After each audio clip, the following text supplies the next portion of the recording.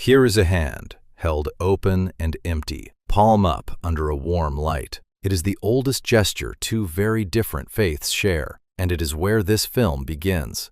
A coworker asked us over lunch, plainly, why Islam is better than Christianity, and the honest answer is that a documentary cannot crown a winner and will not try. So this is not a verdict, it is a comparison. 6 times over, we will set one Muslim practice beside its closest Christian cousin and look at how each one is built, side by side, the way you would study 2 clocks to learn what makes each keep time.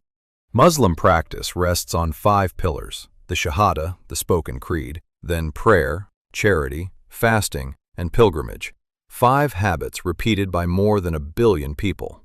Our 6 pairs reach a little wider, since 2 of them, food and marriage, sit beside the pillars rather than among them.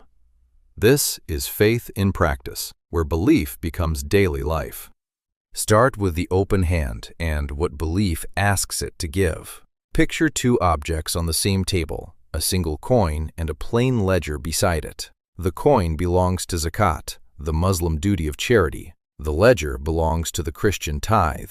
Most schools set zakat near 2.5% on cash and savings held a full lunar year. Farm crops and livestock are counted by their own rules, so the rate is a common baseline, not one flat number for everything. The tithe is reckoned differently, and that difference is the first thing worth seeing clearly, not to rank the 2, but to watch how each tradition turns an open palm into a habit a whole community can keep. Prayer 1. Charity. What a household keeps against what it gives away. Set them on the same table and watch how each faith turns an open palm into a rule a person can keep. On one side, a brass scale with a small stack of coins. On the other, a leather book and a pen, open to a single ruled line. Zakat first, then. Zakat is weighed. A family counts what it has held past its daily needs: savings, gold, unsold goods, and if the total clears a threshold, a share is owed. Roughly 2.5% of the savings above that line held a full lunar year. That is why the coins sit on a scale. The more a household saves, the more the balance tips. Now the Christian side, a different instrument. The tithe is a line in the ledger, written against what comes in rather than what is piled up. The word means a tenth, counted against income as it arrives, the week's wages, the season's harvest, a fixed portion of the flow. Here is what actually separates them. So ask what each actually does. Zakat finds the poor because it tracks the rich. The more a household saves, the more it owes the neighborhood. The tithe gives a rhythm, a habit tied to every payday, steady whether the year was fat or thin. One math grows with wealth, the other holds steady with income. 2 honest answers, not a better and a worse one. Prayer 2. Fasting. This time the Christian side comes first.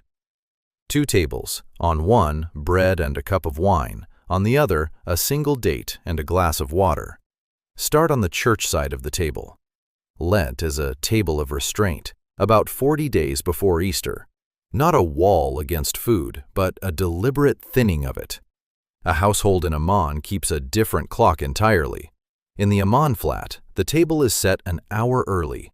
Dates and water first, then the soup the mother has kept warm since noon, waiting for the whole family to sit. Here's the part most calendars quietly leave out. The lunar year runs shorter, so Ramadan drifts 11 days earlier every year. Enough that, across a single lifetime, one family meets it in summer heat and again in winter dark, while Lent stays anchored to spring. So the difference worth carrying. Lent gives a season its texture, a fixed stretch that returns each spring. Ramadan gives a household a shared sunset, a daily table that migrates across a lifetime. Carry this. The fast slips 11 days earlier each year. One lifetime meets it in summer heat, then winter dark, while Lent keeps to spring. Pair 3.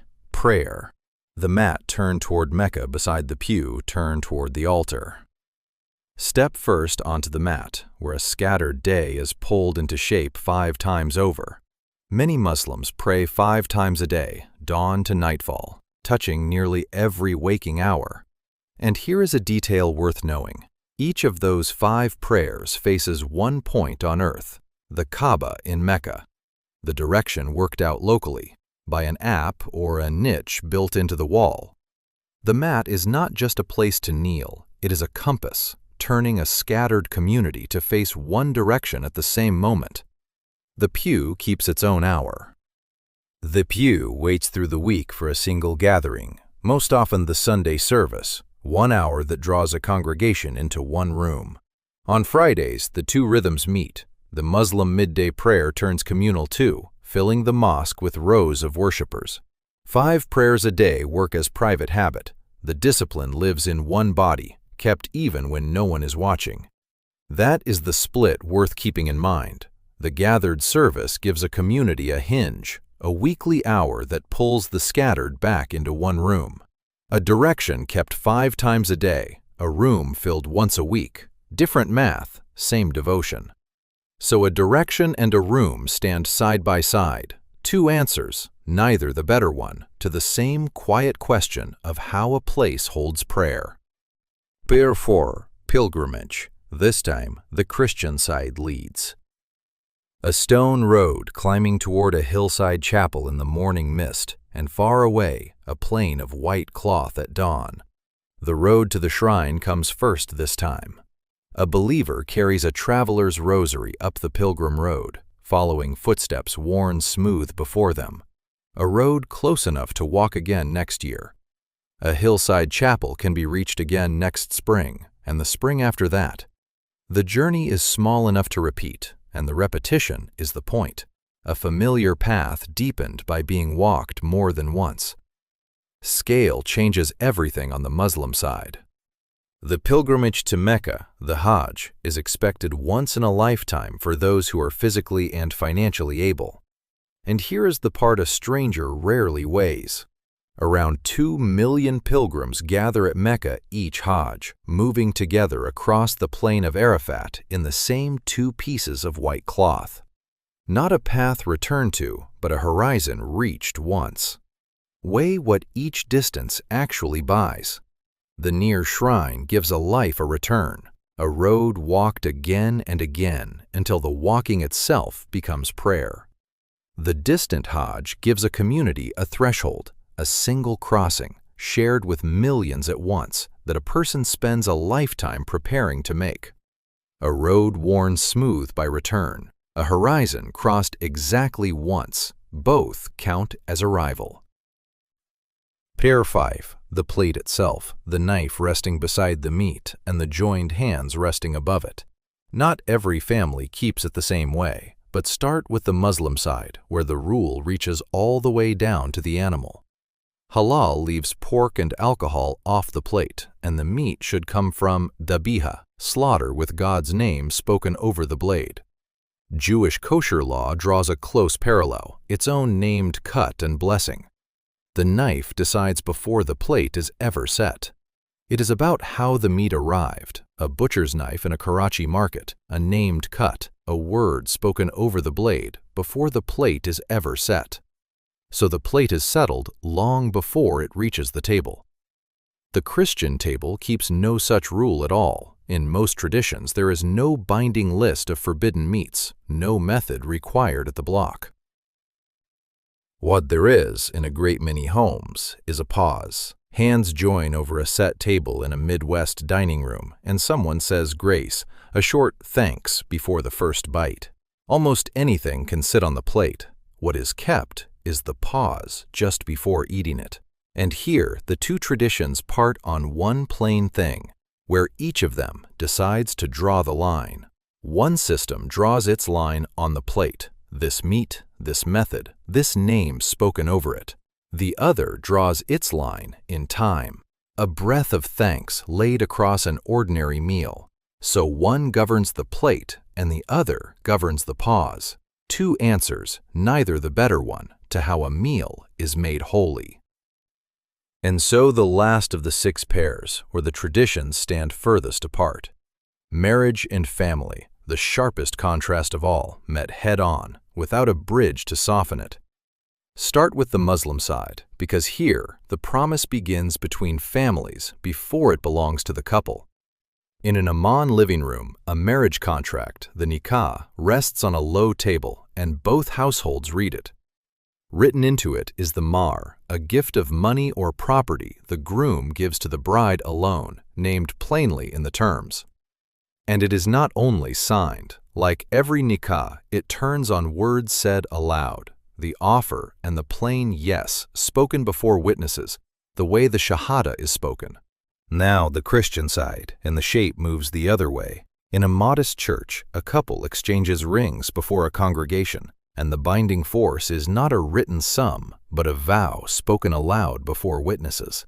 One duty is written into a contract between 2 families. The other is spoken as a vow before a gathered room. That is what faith in practice has been setting side by side all along. Not one marriage judged against another, but 2 honest ways to build obligation into a home. So set all 6 pairs on one table at last. Which is better was never the question. This is faith in practice. So set them all on one table at last and let the camera pull slowly back. Coin and tithe, date and wafer, mat and pew, traveler's beads and far horizon, knife and joined hands, contract and ring. No scale sits at the head of this table. Each pair holds up a difference in build, a line on the plate or in time, a written sum or a spoken vow, a floor or a rhythm. And the first pillar, the shahada, is a short declaration of faith, the shortest of the 5 in words, the one every other rests on. Enormous disciplines standing on the smallest of hinges. Which is why the question that started us, the one someone asked us at the very beginning, which faith is better, was never the one to answer here. You cannot weigh which one a soul is right to keep. So what is the one habit in your own week that nobody has to remind you to keep? That is your own answer to how a belief becomes a Tuesday. This is Faith in Practice, where belief becomes daily life.